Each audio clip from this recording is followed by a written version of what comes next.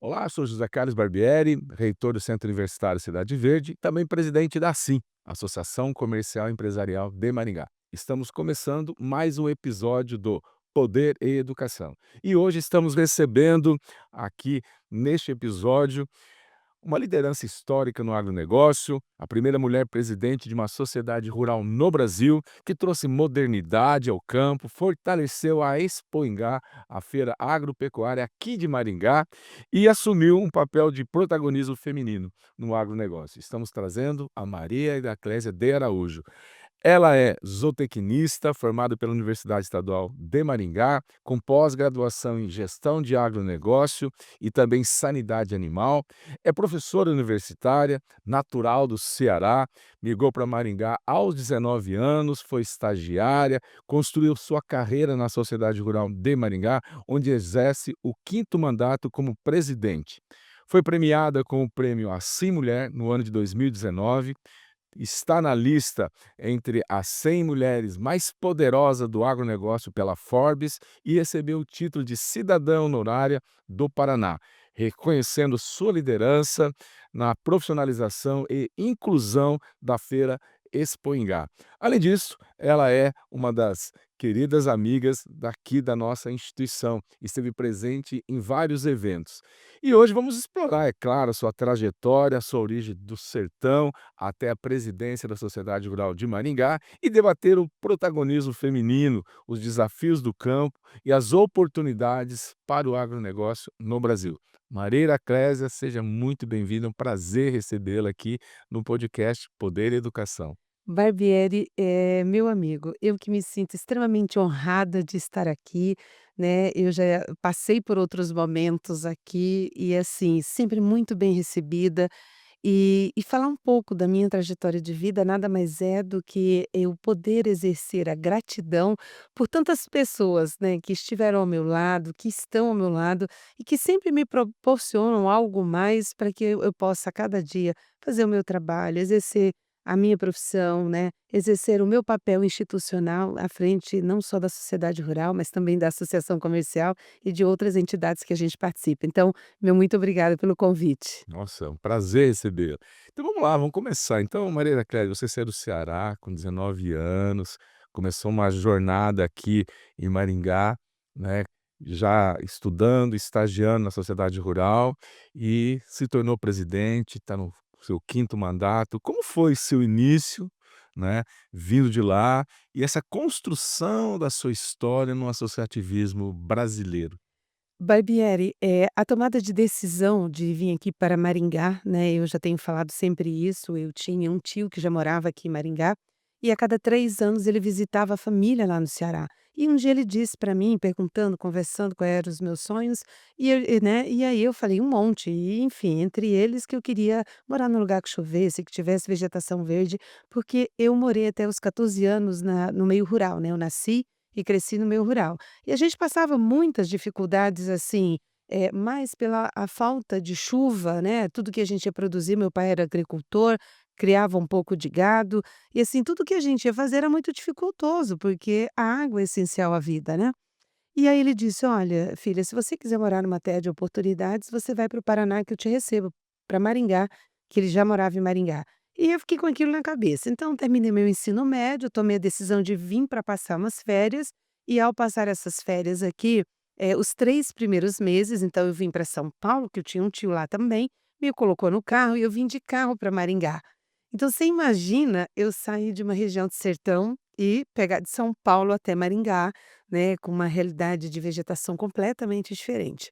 E ele aproveitou, e começou a me levar nos lugares, né, nas cidades. Eu tenho uma tia que mora em Umuarama, e aí ele foi até Foz, de Foz fomos à Argentina, Uruguai, Paraguai, né, conheci o estado quase todo. E aí, com 3 meses depois, a sociedade rural, ele era amigo do presidente da época, e ele falou: "Você não quer fazer um estágio na feira? Depois da feira daí você vai embora", né. Mas eu, quando saí de casa, eu tinha convicção de que eu não gostaria de voltar, eu queria vencer, sabe aquela coisa do vencer, fazer uma universidade, né, fazer um curso superior. e aí eu fui participar de um estágio no departamento pecuário da Rural. Aí, nesse intervalo da feira, eu fui efetivada, e aí começou a minha história com a entidade. Então muita gente diz: "Nossa, você é a cara da Rural". Por quê? Porque eu fui estagiária, depois eu fui colaboradora por 13 anos, eu saí da Rural, mas quando saí eu já tinha me associado à Rural, fiz parte da fundação da Rural Jovem, né, da primeira diretoria da Rural Jovem. Depois eu voltei na gestão do seu Joaquim Romero Fontes, que era fundador, e em 2008, no primeiro, o seu Joaquim ia sair, e aí houve um processo eleitoral. E aí foi indicado alguns nomes para a gente saber qual era que tinha maior capilaridade. Por incrível que pareça, o meu nome foi o que mais apareceu. Eu não acreditei muito, porque assim, mas depois, quando você para avaliar, eu sempre fiz atendimento ao associado e conhecia muito das demandas tanto da entidade quanto do setor e também da Expo. E aí, o intervalo disso, Barbieri, enquanto trabalhei na Rural, eu fiz o curso de zootecnia trabalhando, né, era um curso integral, mas tinha as brechas. Então, as diretorias que eu passei, todas me deram a oportunidade, desde que eu fizesse o trabalho que precisava ser feito. Aí eu perdia 2, 3 semanas de aula no período da Expo. Eu tive alguns problemas familiares nesse intervalo, eu perdi a minha mãe, né, e o meu pai perdeu a visão, tudo muito próximo. Então tive que ir no Ceará, mas eu consegui concluir a zootecnia nos 5 anos. E aí, se você perguntasse para mim assim: "Iraclésia, por que todo esse sacrifício?" Porque quando a gente vem para esse podcast, né, que fala de educação, eu fui educada na minha formação primária, a minha mãe sempre o chamando e colocando a gente, né, para orar, né, uma sertaneja muito de muita fé. Então ela, juntava os filhos, rezava o texto, fazia a gente rezar, e aí no final ela dava uma liçãozinha para cada um. E para as 4 mulheres ela dizia: "Vocês precisam estudar".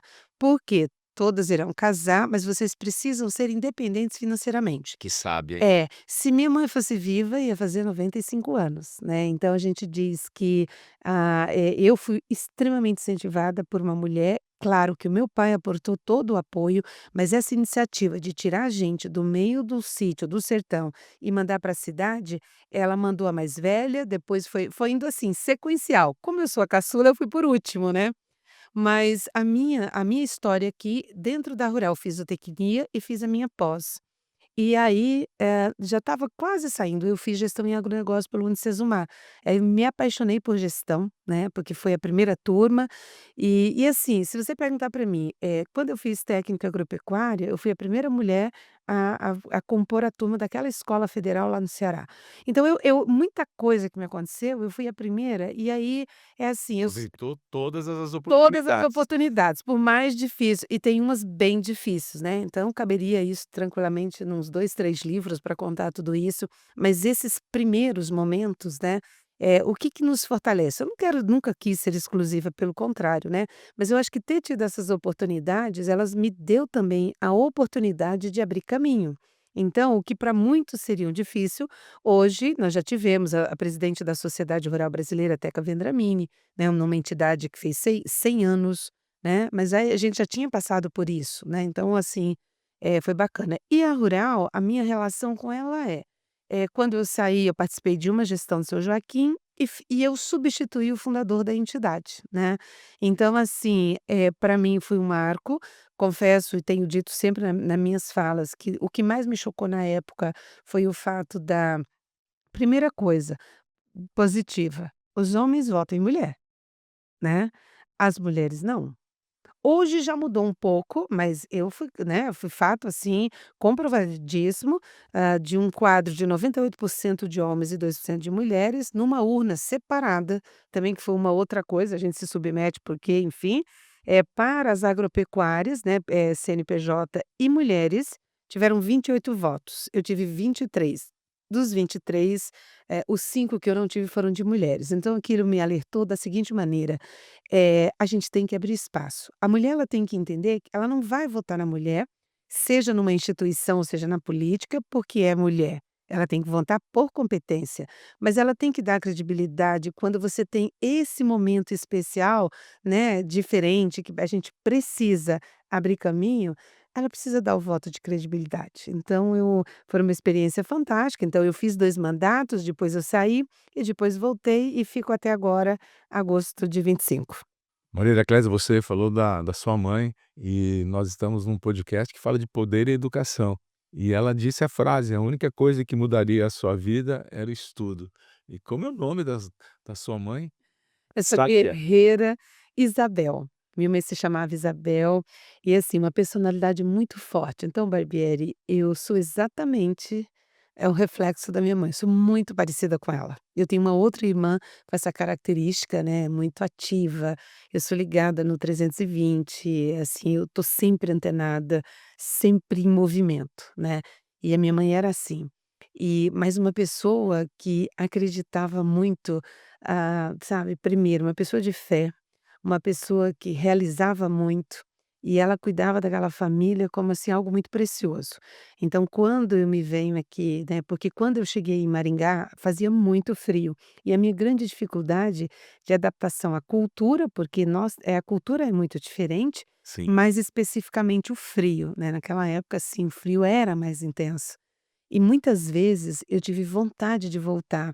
E aí, em uma ida ao Ceará e visitando a minha família, eles moraram na propriedade que a gente nasceu até meu pai morreu em 2019, com 90 anos, né.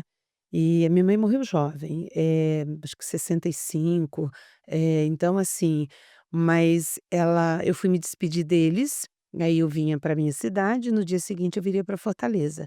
E aí o meu irmão tinha ido me buscar, então eu saía do carro, voltava, abraçava, beijava, voltava, chorava e voltava de novo. Eu devo ter feito isso umas 10 vezes. Ela me deu um abraço e disse assim: "Filha, eu te disse tantas vezes na vida, eu criei todos vocês para o mundo, então você vai e não olhe para trás". E aí depois eu só vi a minha mãe 1 ano depois, ela teve um problema de saúde e veio a falecer. Mas eu levei muito isso para a vida. Então, todos os momentos de dificuldade que eu tinha, né, eu falava: "Meu Deus, a minha mãe mandou eu seguir". E ela sempre dizia: "A vida é para frente, não para", né. Então, assim, foram coisas que me marcaram e eu tive muitos momentos de superação, como eu tenho até hoje. Você está na atividade profissional, empresarial, requer de você todos os dias uma tomada ou várias tomadas de decisões que muitas vezes não é que a gente quer, mas é que é possível sempre pensando no coletivo. E no meio desse caminho você, perde muito, ganha muito e se desfaz de algumas coisas, né, e entra em conflitos com pessoas. E às vezes isso deixa a gente, ou desmotivado ou triste, mas eu sempre digo, Jesus não agradou a todo mundo, né, então ele morreu e foi lá para salvar. Então, o desafio ele é para a gente transpor, o limite está lá para você olhar e dizer: "Não, eu posso mais", e nunca deixar de seguir em frente, mesmo que a pedra esteja ali no meio do caminho, você tem que dar uma volta, e às vezes a volta é grande, né, então é nesse sentido que a gente vive. Tenho certeza, se eles estivessem vivos, eles estariam muito felizes, porque eles viriam em você, né, toda a educação que eles deram e o sucesso de você. Então, a gente vê em você, a gente sabe que para nós que somos pais, o sucesso é que os nossos filhos possam ir além e serem melhores do que a gente. Então eles, né, criaram você para o mundo, você veio para cá, sul do Brasil, naquela época fazia frio, hoje está fazendo frio, mas É outro fazia muito mais mais. frio, né, e ela vá, não olha para trás, segue o teu caminho, vá, porque te deu uma educação, essa educação vai te ajudar muito. Que E legal. isso ajuda, ô Barbieri, a gente que tem filhos, né, a desgarrar um pouco, porque a gente tem a tendência de pegar os filhos e trazer pra gente e não querer que eles saiam. Né, então eu sou mãe de filho único, fui mãe aos 35 anos, e eu aprendi muito com meu filho. E eu assim, ele nunca quis sair de Maringá, né, terminou agora o curso superior, e aí agora é hora de seguir em frente. E eu sempre trago esses exemplos da minha mãe, né, porque eu fiz com que o meu filho fosse conhecer a minha família desde eu levei ele com 7 meses, e anualmente a gente sempre ia, né, só não depois que veio a pandemia, que daí a gente ficou um tempinho sem ir, porque daí você não mas eu tenho meus irmãos lá, e assim, o que que eu queria, assim, deixar como mensagem, que a vida, o sucesso, você empreender, você fazer acontecer, não tem nada a ver com dinheiro. Não, não. Eu fiz faculdade ganhando salário mínimo, tá. Eu conquistei praticamente tudo que eu tenho, com trabalho, com esforço, tá. E aí eu sempre falo que a vida Deus coloca anjos, né, porque Deus ele coloca as coisas na vida da gente através de pessoas, né. Tem muita gente que me ajudou, Barbieri, que hoje faz anos que eu não vejo, mas que foram fundamentais, né, para que, eu pudesse seguir em frente. Aí as pessoas vão ficando, mas você vai indo, cada um toma o seu rumo, mas isso é uma coisa que me chama muito a atenção, porque nas funções, né, quando você lê o meu currículo, que é algo assim, quando eu fui configurada, numa lista das 100 mulheres mais influentes do agro na Forbes Brasil, eu estava indo viajar, isso era finalzinho da pandemia, ligaram e falou: "Olha que legal", eu fiquei olhando, falei: "Ué, mas eu nunca fui consultada, nunca fui pesquisada, nunca ninguém ligou para saber o que eu faço". E aí depois você vai entendendo, mas é um processo que você não tem conhecimento, é uma escolha feita com algum critério que a gente não toma conhecimento, não é alguém que indica, sabe. Então eles acompanham esses movimentos, eu estou sempre muito em movimento. Então eu ando o Brasil quando dá, quando sou convidada, para ocupar espaços, para mostrar o nosso trabalho, para dizer que a gente está aqui, né, quando eu vou eu levo quando eu posso eu levo pessoas, e essa escolha, né, e aí eu falo: "Gente, quanta gente muito maior, muito mais gigante poderia estar aí". Então de repente conhecer o trabalho e talvez até a gente muitas vezes, subestima um pouco a capacidade da gente, né, mas alguém lá fora vê e observar. Então isso é algo que me deixa muito feliz e sempre lembrando que você não precisa nascer em berço de ouro para conseguir os seus sonhos, né. Agora tem que acreditar, tem que lutar, tem Resiliência. olha, viu, eu hoje em dia eu tenho um pouco mais de dificuldade de chorar. Então você vai me ver chorar em público? Vai, mas eu sou muito mais motivada pelo desafio, tá. Então é assim, às vezes o mundo está caindo e eu com uma vontade enorme de me descabelar, mas eu tô lá firme. Eu tiro muito o exemplo de Expo Ingá, né, porque para quem visita um evento agropecuário do porte da Expo Ingá, acha que é aquilo, né, que é aquele movimento, que é o evento, que é a festa, que é o parquinho, que é tudo aquela coisa, e que aquilo cai prontinho e começa. E aí, esse ano foi muito marcante, assim, dia 2 de janeiro, eu não viajei na virada do ano, 2 de janeiro eu estava lá. Eu queria e precisava fazer uma reestruturação de arquivos, né, de reorganização em alguns pontos para facilitar as equipes, mas eu tinha que estar presente para acompanhar com mais 2, 3 colaboradores, e eu trabalhei muito. Esse ano foi talvez um dos anos mais trabalhado, mais intenso, e a feira tranquilamente ela foi uma das maiores feiras que a gente fez. E é o teste para qualquer pessoa, do ponto de vista de você entender se você tem algum tipo de controle emocional, porque acontece a adversidade do imprevisto, porque é um evento de grande porte, então você tem um perfil de público de todas as áreas, né. A gente, quando faz o planejamento, na sequência, né, porque termina a feira, você já faz contato dentro da feira, no momento seguinte você já fala dela, e você continua falando e fazendo as outras coisas da entidade. Mas quando tudo isso se junta e precisa se conectar, precisa conversar entre si. E a quantidade de gente que a gente precisa conectar, principalmente de prestadores de serviços. E aí cada um tem a sua dinâmica que não acompanham esse planejamento. Que é humanamente possível, né. Vamos, por exemplo, uma empresa de segurança, que tem muita gente, né. A limpeza não, eu tenho uma gestão diferente, a rural já faz há muitos anos, por isso que a gente tem uma feira muito elogiada né, "Ai, mas está limpo, de manhã está limpo, de noite está limpo, de tarde está limpo", viu. O parque é lavado, eu tenho turmas 24 horas, mas a quantidade de imprevistos que você tem, desde documentação de animal, de que chega fora do horário, né, de abastecer tudo aquilo, cada associação tem uma demanda, o show, cada artista ele acha que o palco é só dele, né, que ele não precisa compartilhar som, som, iluminação, cenário, né, equipes, não, o evento é para todos, então, aí você termina um show, por exemplo, 2 horas da manhã e à noite, às 20 horas você tem um rodeio. Só que aquele piso que está lá, ele tem que ser retirado. Então você tem uma operação de guerra. né, digamos assim, de dinâmica de trabalho, a quantidade de gente que é contratada. E fora os imprevistos, né, que você tem em todos os momentos. Foi muito intensa, politicamente, a gente recebeu muitas autoridades, o que é muito bom, muitos eventos técnicos, e cada um, seja grande ou seja pequeno, ele tem a sua particularidade. E aí nem tudo chega para mim, mas assim, uns 90% chega. Desses problemas chegam, porque não tem como, tem que ter tomada de decisão, tá. E às vezes a pessoa fica insegura, porque ela não participou do planejamento global, né. E aí eu digo, depois de passar aí diretamente e indiretamente, eu participei de todas as Expo em Gás depois que eu cheguei no Paraná, né. Fizemos a edição de número 51 agora, mas eu aprendi demais, Barbieri. A minha escola de vida está relacionada, o meu aprendizado, a minha assim, o conhecimento está relacionado, primeiro, com a minha formação de base, né, porque, você está na área de educação, a gente está aqui falando, né, de uma instituição de ensino, mas você tem que pegar o aluno com base, porque senão é difícil você colocar o conhecimento, né, de nível superior. Ele tem que ter base, e isso eu devo à minha família, né.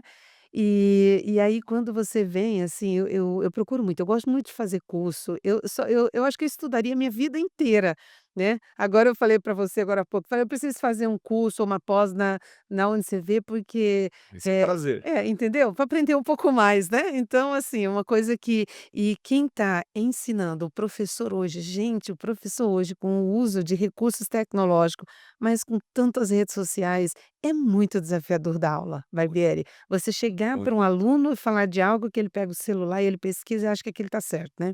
Então assim, eu tenho Informação tem, né, mas é assim, qualidade é outra é coisa. outra coisa. E aí você tem que despertar para as pessoas, né, a gente tem que parar de ser raso, sabe, É de olhar a isso. coisa, muito simplista. Então quando eu vejo alguém hoje, você pergunta para mim: "Iracleso, como é que você lida com as críticas?". "Muito bem, obrigada", tá. Faz parte as pessoas criticar.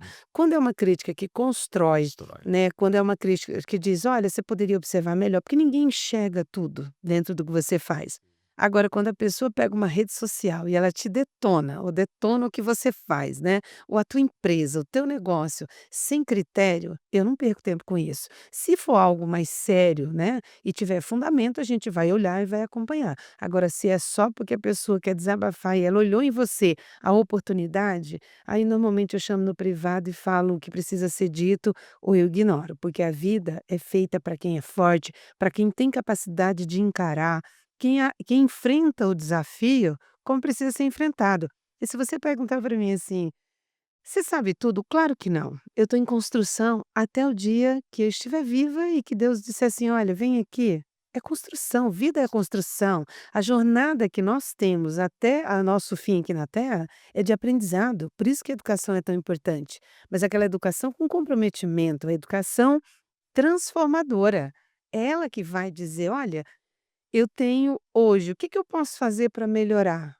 Viu? Por que que as empresas pegam pessoas da melhor idade, né, no seu assim, Iracleso, por que que você contrata eu contrato homens e mulheres, tá?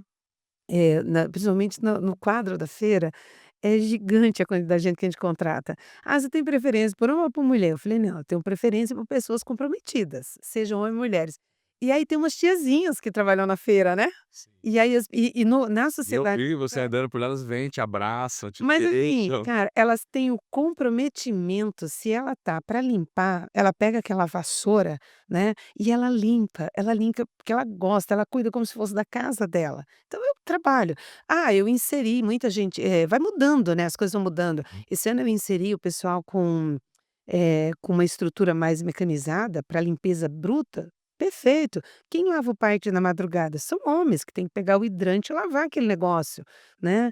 Ah, reciclagem, puxa, você vai para a reciclagem dentro da arena, a maior parte é mulheres, porque ela já separa, eu faço tirar as tampinhas, porque tem o projeto Tampinhas que Transformam, então o homem quer nem saber, ele pega a garrafa e joga lá, mas são habilidade diferente, o pesado é eles que fazem, né. Então assim, o grande desafio é a gente olhar para a vida, e não olhar só, Tá, aqui tá, mas ela tem água dentro, né, se você parar, alguém produziu isso aqui, se você olhar, ela tem a marca, tá, e essa marca ela tem valor, ela foi construída, ela não tá nessa caneca porque eu achei bonitinha e alguém desenhou, ela tem valor. É isso Então mesmo. as pessoas precisam olhar a vida além do que ela é, né, assim, aquilo que está envolvido. Então quando você vem para o agro, Barbieri, alguém diz assim: "Ai, mas eu estou comendo um arroz", viu? Para o arroz chegar à nossa mesa, o produtor, né, primeiro começou com a pesquisa. Alguém desenvolveu um grão de arroz, de feijão, de soja, uma hortaliça, né, passou por pesquisa. O Brasil tem uma Embrapa em cada bioma que trabalha o desenvolvimento genético, seja animal ou vegetal, para que se adapte às regiões que elas vão estar sendo trabalhadas, né. Então, se é a soja aqui, se é o feijão daqui é diferente da variedade que a gente tem lá no Nordeste, no Sudeste, o arroz do Rio Grande do Sul é uma variedade diferente. Então, isso tudo começou com a pesquisa. Quando ele vem para o campo, aí a gente tem o desenvolvimento de máquinas e implementos que ao longo do ano foram sendo, né, eu quando comecei e via meu pai, acompanhava ele na roça, a gente plantava com uma matraca, né, Hum. ou na mão.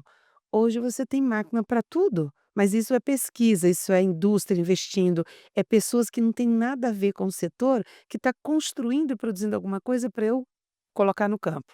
E aí eu tenho um clima, né, que o clima ele está diretamente relacionado com a atividade que eu faço no campo, seja animal, seja vegetal, né. Aí você tá, tudo bem, e eu posso controlar? Claro que não, o clima não depende de mim. Agora, eu preservo no campo, né, se eu compro um produto para, usar na nossa propriedade, a gente tem que dar o destino depois que você usa. Então, esse compartilhamento de uma sociedade mais justa, mais sustentável, ele é de todos nós, né. Então tá na nossa casa, tá no nosso trabalho. Ah, eu lembro que quando eu comecei esse projeto As Tampinhas que Transformam, eu tenho um diretor que fazia isso, que ele pega e ajuda a pai. Eu falei: "Eu vou tentar motivar". Aí comecei na minha casa, aí quando, eu trouxe isso para rural, mas eu levei uns 2, 3 anos para que os meus colaboradores dores entendessem. Aí o último desafio é: "Gente, nós temos um parque usado de janeiro a janeiro, com eventos". A maioria compra água, as águas são de né, com Isso. tampinha. Viu, o que para você é só mais algo que vai para o meio ambiente, tira a tampinha. Aí eu tinha um espaço, nós criamos uma reciclagem, chama a cooperativa e as tampinhas eu faço doação para pai ou para as entidades que precisam. Mas todo dia você tem e falo para eles: "Vocês, falam com alguém". E aí vamos lá, esse grão nasceu, eu tenho que comercializar. E aí eu preciso de quê? Eu preciso de logística, tá. E aí você está muito ali no mercado, né. A economia tá boa? Não, não tá. Tá ruim? Tá. A soja, né, como é que tá? O milho, como é que tá? Aí você tem as safras, e aí você tem todo um trabalho, né, primeiro, a economia é global hoje com todas as facilidades que a gente tem de comunicação, né, então mas o clima é determinante, se eu produzo mais nos Estados Unidos, por exemplo, né, eles vão comprar menos, tá. Aí você tem toda aquela coisa de mercado, mas uma coisa muito importante, política pública voltada para o desenvolvimento, do setor, dos setores de uma maneira geral, né, estou focando o agro porque é minha atividade profissional. Viu, pegar esse produto aqui, transformar, beneficiar para ele possa ir para uma embalagem, chegar na nossa mesa é um desafio. Pegar esse produto e levar para o porto, né, para exportar é outro desafio, tá. E aí nós precisamos falar de políticas públicas voltado a esse desenvolvimento. E quem faz? Quem tem conhecimento, quem tem educação, quem estudou para isso, quem tem habilidade, né, porque para tudo isso chegar na nossa mesa, eu precisei de uma escola primária, de uma escola secundária, precisei de uma universidade, precisei de pesquisa, né, precisei de logística, então a gente tem que entender que a gente precisou de profissional da área de ciências agrárias, a gente precisou de um contador, a gente precisa de advogado para segurar, né, por exemplo, a gente precisa de seguro agrícola, porque se você perde a sua safra, você está ferrado, você vai esperar a próxima, mas dependendo do tamanho, você não tem perna para chegar na próxima. Isso mesmo. Né, então assim, Barbieri, é muito desafiador, então a gente não pode ser simplista demais e criticar o próximo sem entender que a gente tem a nossa função. Então quando você vê uma pessoa jogando alguma coisa, e é muito comum a gente ver isso na feira, Sim. a pessoa joga, ela fica assim, né, se tá limpo, a pessoa vai: Não. "Poxa, eu joguei", não joga. Se tá sujo, ela agrega aquilo lá porque já está sujo. Então é a mesma coisa, viu? Não, recicle. Ah, mas não tem a coleta seletiva. Deixa lá, de repente alguém pega, né. Faça a sua parte. O próximo é uma questão de educação, é disso que a gente está falando. De espelho, né, exemplo, né. Exatamente. Sabe, Maria Clara, você tocou num assunto que sempre me chamou atenção quando eu vou na Expo Ingá, é a limpeza. É muito limpo, é muito organizado. A gente pode comparar, com o Japão, com a China, que você anda em alguns espaços, você não encontra lixeira. Porque lá eles guardam no bolso e descartam no lugar correto. Aqui no Brasil não, a gente tem muitas lixeiras e as pessoas ainda jogam fora, então é uma mudança cultural. Então a Expo Ingá ela ajuda nessa mudança da cultura de você estar num ambiente limpo, organizado e e se espelhar para fazer isso no seu ambiente de trabalho. Nós aqui também participamos, né, a gente tem um projeto chamado de Destampa. Então, Destampa a gente tem a destinação correta de vários, resíduos. E o resíduo tampinha, a gente participa do projeto com a Expoingá lá, como a Expoingá, a gente manda lá para a PAI, né, pra Cacilda, e a gente tem, né, depois belas notícias do que aquelas tampinhas se transformam. O que elas representam para eles, né.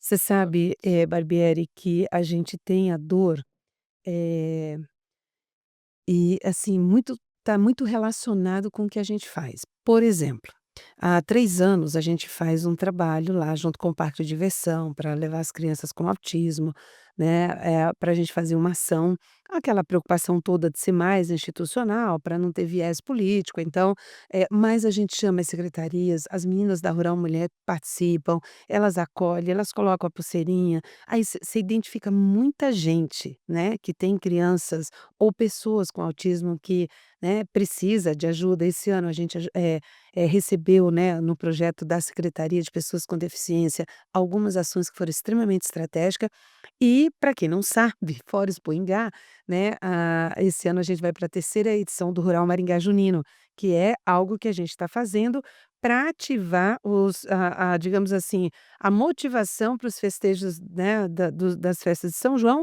que já acontece tradicionalmente, a festa dos seus Isos, as escolas, as comunidades, para se somar a isso, para gerar um movimento e essa cidade ser uma grande referência num curto espaço de tempo, como uma cidade que faz uma grande comemoração dos festejos juninos. E aí, no planejamento, eu tenho uma colaboradora que tem um irmão com síndrome de Down. E ela disse: "Olha, a gente vai inserir, né, alguma coisa, para as pessoas, né", e aí tem todos os nomes, né. E eu falei: "Claro que vamos. Eu quero a sua sugestão", daí, com todo mundo que eu tenho comentado, falado, aí liguei para o secretário, né, da prefeitura, eu falei: "Você quer compor a mesma ação que você fez na Expo Ingá?"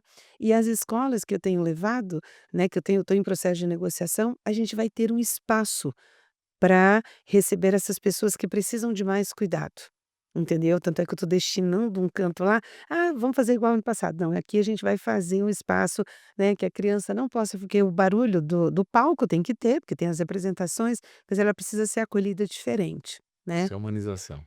Então, é esse cuidado e a gente precisa ouvir, né, porque se talvez, como, eu não tenho algo direto, mas eu posso ajudar a transformar isso, porque o evento está na nossa base de planejamento. E é no nosso dia a dia, sabe, é fazer atividades que a gente possa se somar. Então a sociedade ela é carente de apoio, e quando a gente faz esses apoios, a gente precisa divulgar e se ajudar com as entidades, né, para que elas possam cada um fazer. Então, eu acho que o meio educacional é o que mais pode difundir qualquer conhecimento, e a gente sempre despertar. Todo dia, ó, eu acordo, dou bom dia para o sol, se tiver.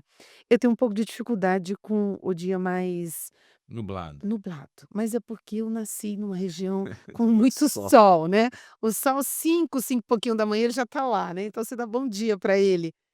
Eu gosto muito de luz, eu gosto muito de sol, eu me considero uma pessoa ativa, alegre, e eu acordo muito bem, isso é fisiológico, tem gente que acorda, leva 2, 3 horas para acordar. Eu não, eu já acordo e levanto, eu não fico embaçando. Também acorda, levanta e vou pra academia. Isso de manhã e de manhã, agora eu gosto de dormir à tarde, então o final de semana, raramente, que eu consigo me permitir após o almoço eu durmo.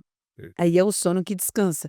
Mas o que eu quero dizer é o seguinte, é você Sonho do descanso e da beleza. da beleza, se acordar com uma pessoa que você dá bom dia, ela fala assim, tipo: "Ai, bom dia, né. Tá bom". Só pra você. Ufa, né, só para você. Aí você tem que estar preparado, tá, pra você dizer: "Não, isso não vai me afetar", tá, porque você tem que começar a transformar dentro de casa. É. A maioria das vezes a gente começa com os problemas em casa, né.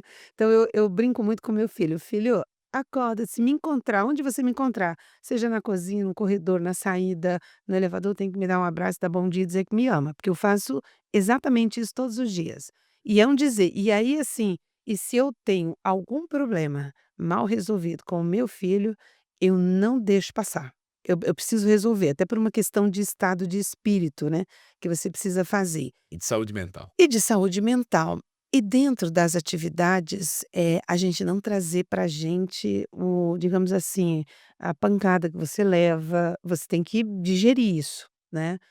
Às vezes a gente devolve em pequenas gotículas de veneno, né, mas assim, a gente brinca muito, né, eu tô assim, né, eu preciso devolver isso, preciso tirar isso de mim. Não, digere primeiro, depois mas se inserir no mercado, no setor que nem o nosso do agro, você tem que ter muita resiliência, mas tem que ser muito firme. E como é que a mulher se insere? Primeiro, muitas das minhas gerações, da minha geração ou anterior, se inseriram pela dor. Então muitas mulheres assumiram propriedades porque o marido morreu, o pai morreu, você herdou, né, tem alguma coisa assim. E aí você tem que estar preparado, né, porque a dor normalmente ela eu tenho vários casos assim. Hoje você tem muitas mulheres indo profissionalmente, escolhendo uma área do agronegócio para atuar.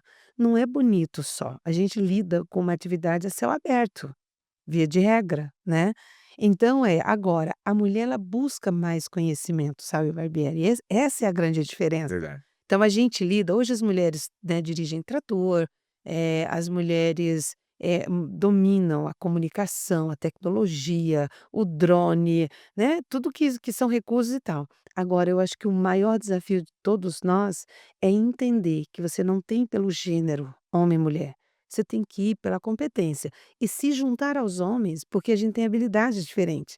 Então eu sou muito boa, por exemplo, em participar de atividades em que tem muita gente falando. Eu consigo, se eu estiver numa sala com 3, 4 reuniões, eu consigo acompanhar, mas isso eu desenvolvi ao longo do tempo, né.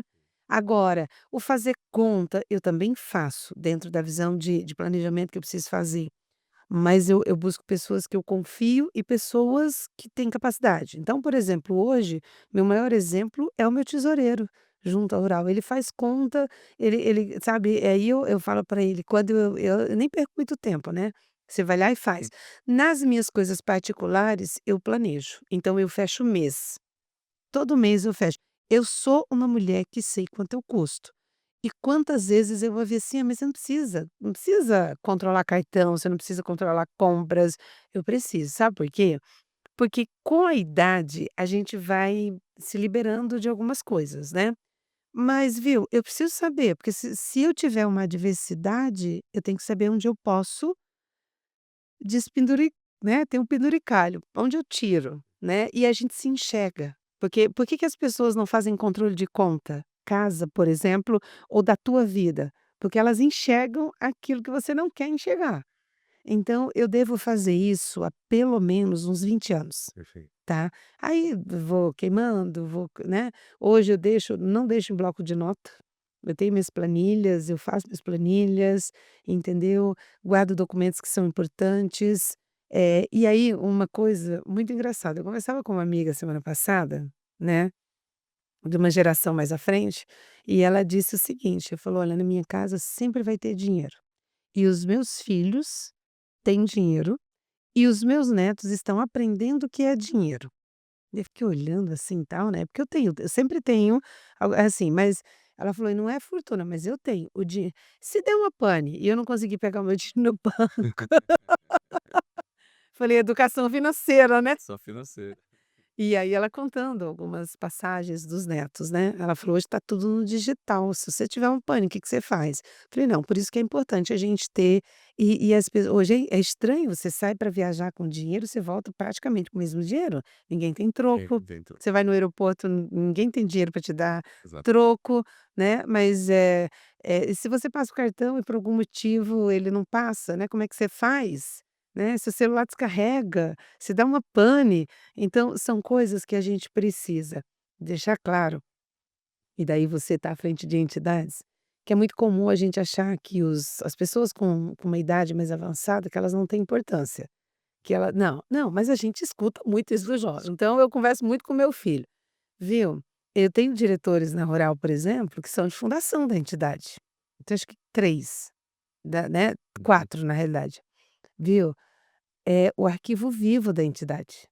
Então, quando a gente quer conversar e perguntar, né, eu fiz o ano passado, eu fiz um encontro, consegui reunir, eu acho que tem 13 fundadores da Rural vivos, eu consegui reunir 11. Sim. Você imagina a riqueza de detalhes, né, porque a Rural foi criada para fazer a gestão do parque. Aí quando você, né, assim, Hum. e aí as histórias, quando não tinha muro, quando não tinha curral, quando não tinha pavilhão, quando não tinha lugar para fazer eventos. Hoje eu tenho 16 espaços para eventos, né. Então assim, de diversos tamanhos. Quando isso não tinha, né, como é que a gente cresceu tanto ao longo desses anos? Como é que a gente superou a pandemia, né. Então assim, ver tudo o que aconteceu, então o jovem, eu sempre falo para o meu filho, a vida ela é composta de camadas e de gerações. Então a gente tem que pegar quem já viveu, a geração intermediária e vocês, porque nós vamos depender de vocês para o nosso futuro, tá. Então se eu vou ter um lugar para ficar na minha melhor idade, eu vou viver 110 anos. Então até 105, aí depois os outros 5 eu vou buscar as amigas para compartilhar Compartilhar. alguma coisa, né, as que ainda tiverem. E senão eu vou conviver com uma geração menor. Então eu sempre falo, a gente tem que ter essa clareza e você tem que educar seus filhos para entender essa importância que o choque de gerações é para aprendizado. Perfeito. Maria Clésia, infelizmente, nosso tempo está se esgotando. Mas eu acompanhei você essa semana, nós tivemos aqui o TEDx em Maringá, organizado pela Assim pela segunda vez, e você terminou a sua fala usando 3 objetos: um chapéu, uma caneta e uma cadeira. E isso me impactou bastante. Eu gostaria que você pudesse falar desses 3 itens para quem está nos assistindo, quem está nos ouvindo, porque você deu ali, né, uma aula para quem estava presente, eram quase 600 pessoas lá.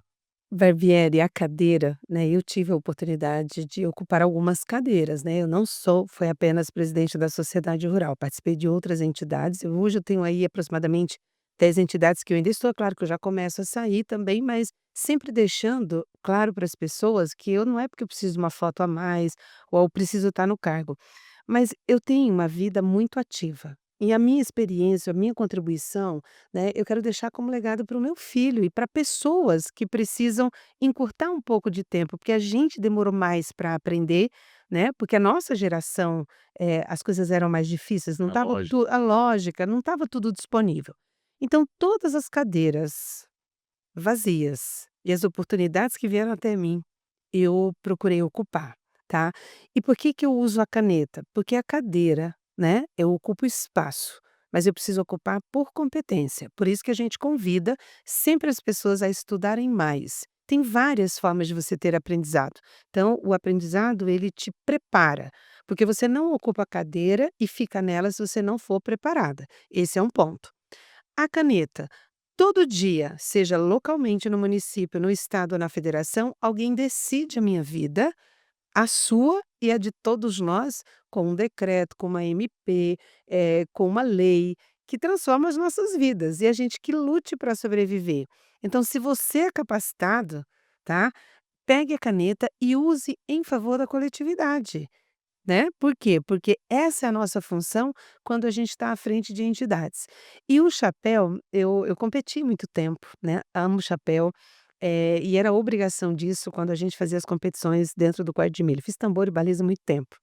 E aí você tem que tirar o chapéu para quem faz a diferença, na tua vida e na vida do próximo, com quem é comprometido com a sociedade, com a comunidade, com a educação, com a transformação e com os valores. Então eu tiro o chapéu para todas as pessoas que fazem a diferença para a construção de uma sociedade mais justa, mais igualitária e de construção mesmo, porque toda a vida porque o mundo transforma muito rapidamente. Então a gente precisa se transformar e essa sociedade também. Então se a gente pode fazer dessa diferença, então a gente tem que tirar o chapéu para essas pessoas.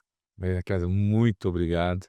A gente se conhece já faz algum tempo, estamos nos encontrando sempre nas atividades, nos eventos, nas entidades que nós somos, e você hoje deu uma aula de associativismo, uma aula de educação financeira, uma aula de protagonismo feminino, e não é por acaso que você foi homenageada tantas vezes, não é por acaso que você chegou a ocupar o primeiro lugar aí à frente de uma sociedade rural aqui no Brasil. Então parabéns Obrigada. e sucesso sempre. Fique com Deus, que hoje foi realmente um bate-papo muito esclarecedor, muito humano, e você realmente, né, passou para nós aí muitos insights que eu tenho certeza. Obrigada, Barbieri, muita gratidão, tá. Você é um amigo, acima de tudo, né, e é muito bom. A cada ano que tem passado, a gente tem se conhecido um pouco mais, tem estado junto de atividades que se somam, e a UNICEF, ela já me deu muitas oportunidades de vir aqui, né, então obrigada por esse momento, foi muito especial e espero que a gente possa contribuir